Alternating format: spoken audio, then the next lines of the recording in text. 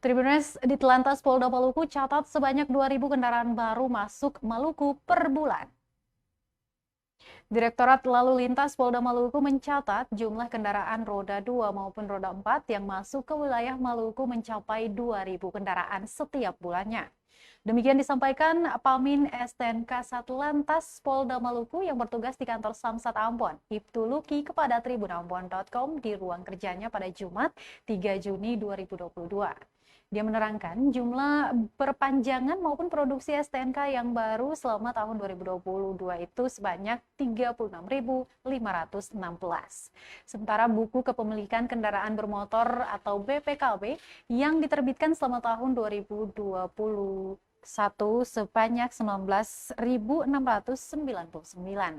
Luki menambahkan jumlah produksi maupun perpanjangan STNK dan BPKB untuk tahun 2022 belum bisa dikeluarkan.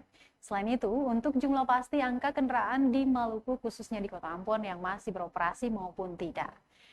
Pria berpangkat 2 balok emas itu akui belum bisa memberikan data karena harus ada persetujuan dari Dirlantas Polda Maluku.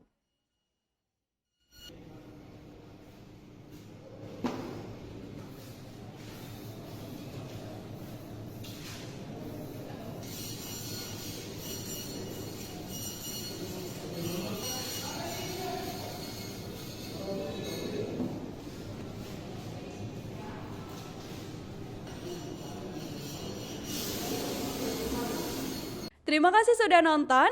Jangan lupa like, subscribe, dan share ya.